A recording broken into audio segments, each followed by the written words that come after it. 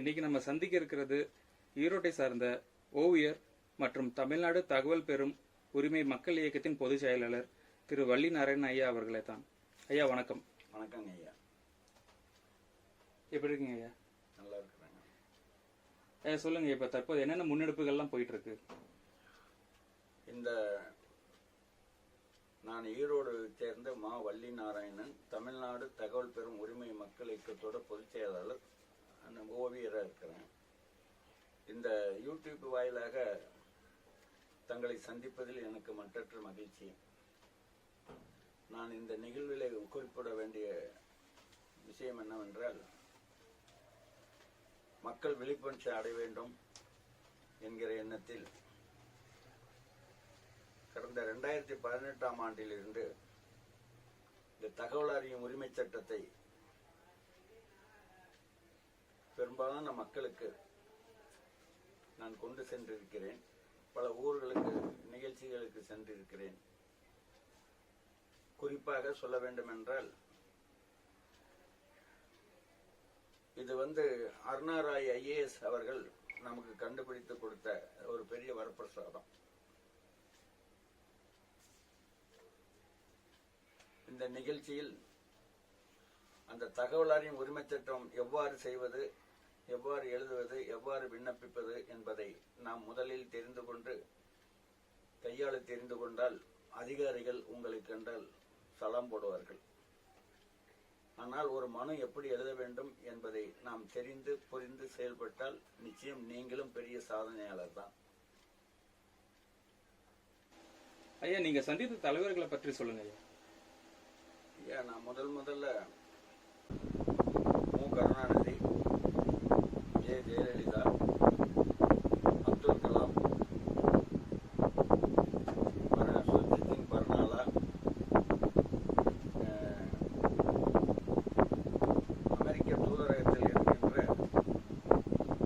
PRO Anandakumar, அதற்கு அடுத்தபடியாக மு. க. ஸ்டாலின், அமைச்சர் பெருமக்களை எல்லாம் நான் சந்தித்திருக்கிறேன். அப்துல் கலாம் ஐயாவோட நடந்த உரையாடலை பற்றி கொஞ்சம் சொல்லுங்க. நான் தேசிய ஓவியர்கள் முகாம் சண்டிகரில் நடைபெற்ற பொழுது நான் இங்கிருந்து சண்டிகர் செல்லும் வழியில் தங்களை சந்திக்க வேண்டும், தமிழ்நாட்டில் இதுவரையில் முன்பதாக வருகிறேன் என்கிற ஒரு கடிதத்தை ஃபேக்ஸ் கொடுத்தேன். 3 நாளில் அங்கிருந்து எனக்கு அழைப்பு வந்தது. 10ஆம் தேதி உங்களை சந்திக்க சொல்லி இருந்தார்கள்.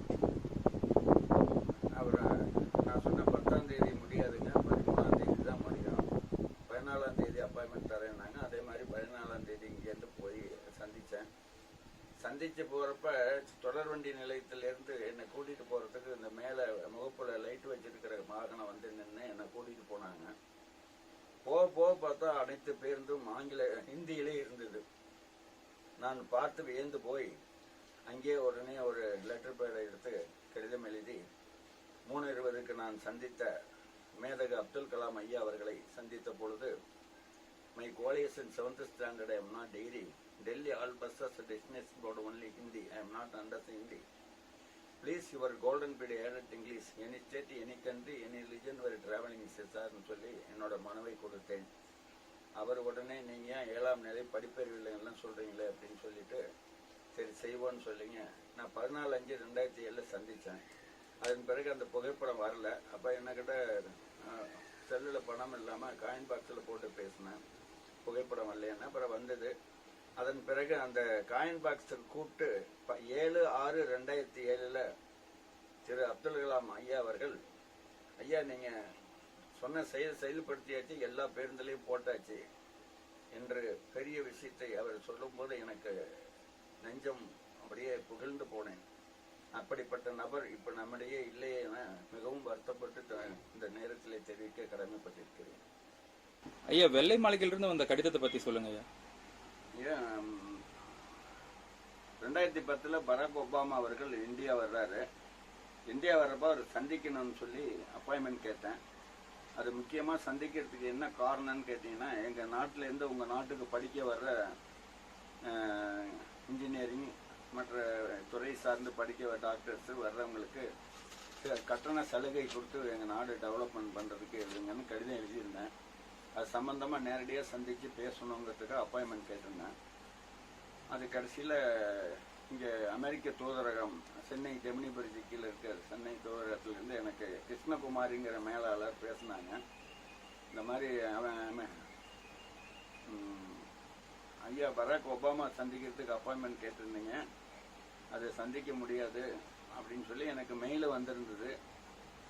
இவர் சப்மிட்டட் இவர் பெயிண்டிங் மை எம்பசி அப்படின்னு வந்திருந்தது. அதுக்கப்புறம் மறுபடியும் நான் இங்கேருந்து அம்மாட்ட பேசினேன். எப்போ டைம் சொல்லுங்கள் அப்படின்னா, இல்லை இதுதான் விஐபி, நீங்கள் தான் டைம் சொல்லணும்னா அப்புறம் நான் மறுபடியும் கம்மிங் 12th கிராமின் ராஜ்பவன் வர்றேன்னு சொன்னேன். அப்புறம் 12ஆம் தேதி போய் சந்தித்து அந்த ஓவியத்தை வந்து டெல்லி கொண்டு வர சொல்லியிருக்கிறாரு. உங்களால் இந்தியாவுக்கே பெருமை உண்டு பண்ணிட்டீங்க அப்படின்னு சொல்லி அந்த ஆனந்த கண்ணாங்கிறவர் இன்ஃபர்மேஷன் ஆஃபீஸர் பேசினார்.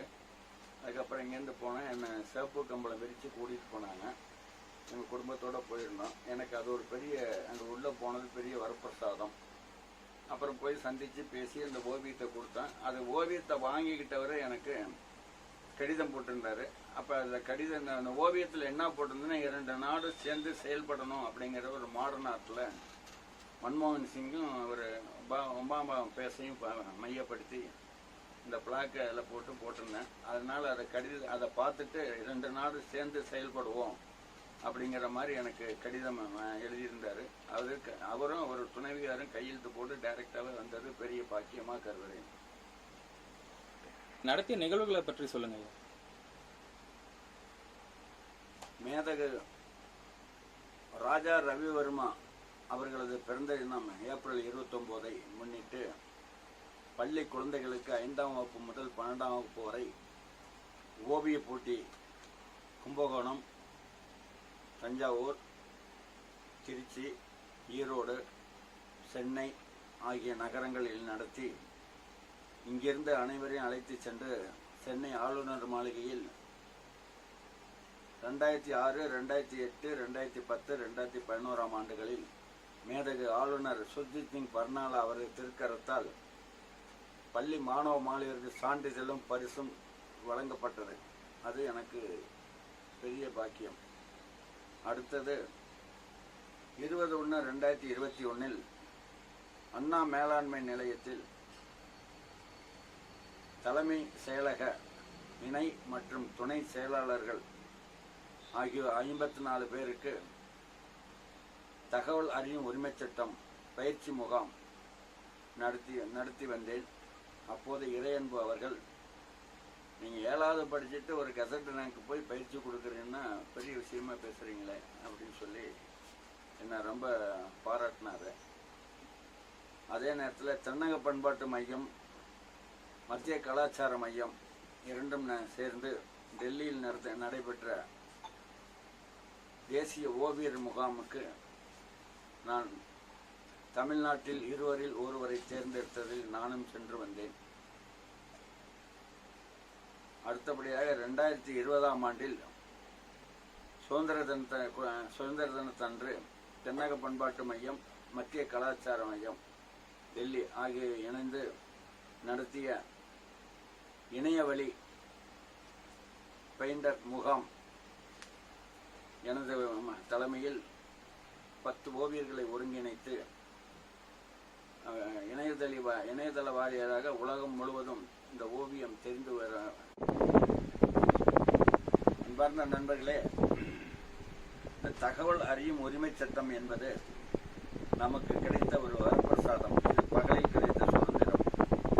இந்த சுதந்திரத்தை அனைவரும், குறிப்பாக பெண்களும் தெரிந்து கொள்ள வேண்டும். நீங்கள் எங்கும் அலுவலகம் சென்று அலையவோ, யார்கிட்ட மனு கொடுக்கவோ, போய் பார்த்து கெஞ்சவோ தேவையில்லை. அதைவிட கையூட்டு கொடுக்கவும் தேவையில்லை, லஞ்சம் கொடுக்கவும் தேவையில்லை. உட்கார்ந்த இடத்தில் அந்த மனு எப்படி போடுவது என்பதை தெரிந்து கொண்டீர்களானால் இருந்த இடத்திலே உங்களுக்கு தகவல்களை நிறைய வாங்கியிருக்கிறேன், நிறைய செய்திருக்கிறேன். அது குறிப்பாக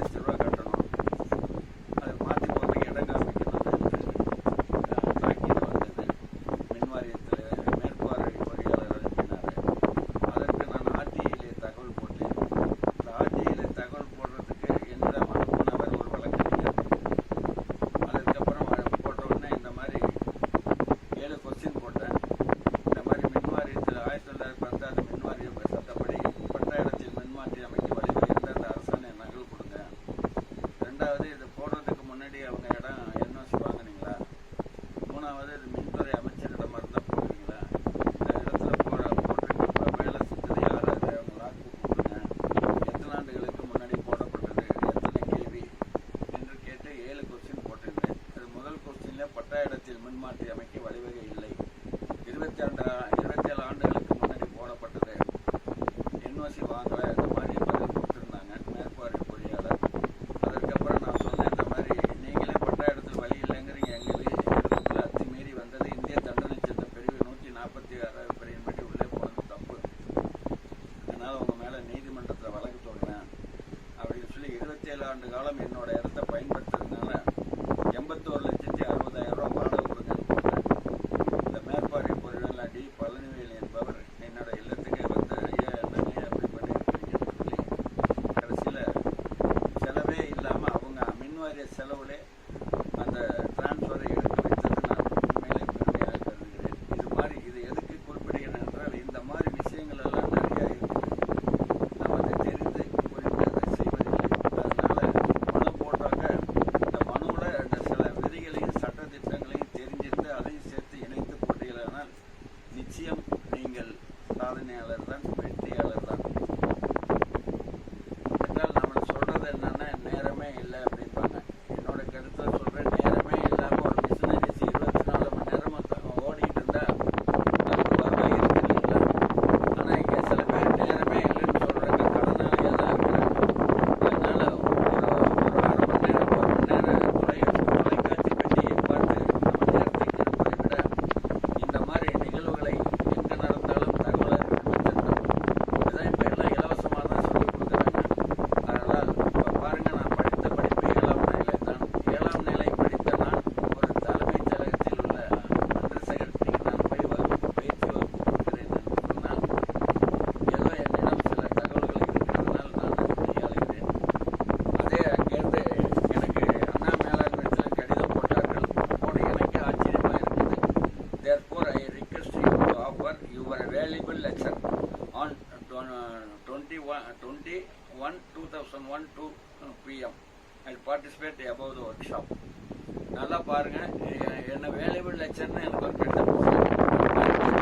நீங்களும் அந்த இதெல்லாம் எப்படி பண்ணுறது, என்ன செய்யறதுன்னு தெரிஞ்சுக்கோங்க. கையாண்டிங்கன்னா உட்கார்ந்த இடத்துல எத்தனை விஷயங்கள் பண்ணலாம். அதே நேரத்தில் கோர்ட்லேயும் நீங்களே வாதாடலாம், வக்கீலை வச்சு தான் வாதாடணும்னு இல்லை. நான் 4-5 பொதுநல வழக்கு போட்டுருக்கேன். அதனால உங்களுக்கு ஏதாவது ஐயப்பாடு, ஏதாவது வினா தொடுக்கணும், ஏதாவது கேட்கணும் அப்படின்னு தெரிஞ்சுன்னா என்னோட நம்பர் 9443546002. WhatsApp number 80-157-47427 95-978-47427. இதுக்கு அலையுங்கள். காலையில் 10 மணிக்குள் அலையுங்கள், மாலை 6 மணிக்கு மேல் 10 மணிக்குள் அலையுங்கள். அதற்கு இடையில் அழைத்தால் நான் எடுக்க மாட்டேன். அதுக்கப்புறம் பார்த்தால் உங்களை தொடர்பு கொள்வேன். நன்றி, வணக்கம்.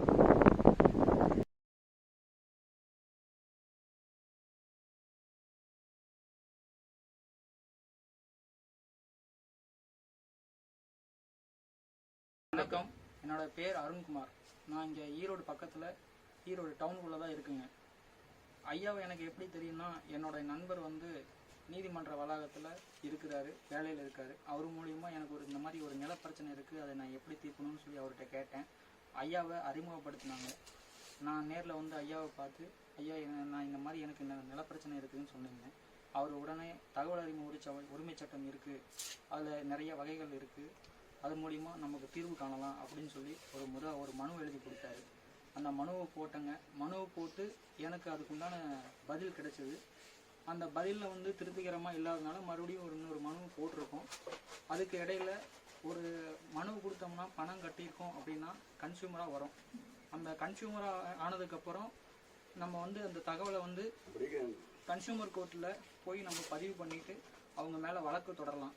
இந்த மாதிரி நிறைய விஷயங்கள் இருக்குது. நம்ம வந்து ஒரு 30 நாளுக்குள்ளே ஒரு மனுவுக்கு தீர்வு காணலை அப்படின்னா அதுக்கு அதிகாரங்கள் வந்து அரசு அலுவலகங்கள் மீது நம்ம தகவல் அறிமுக உரிமை சட்டத்தில் நம்ம போடலாம், நிறைய மனுகள் போடலாம். நான் ஐயா கிட்ட வந்து நிறைய கற்றுக்கிட்டு இருக்கேன்.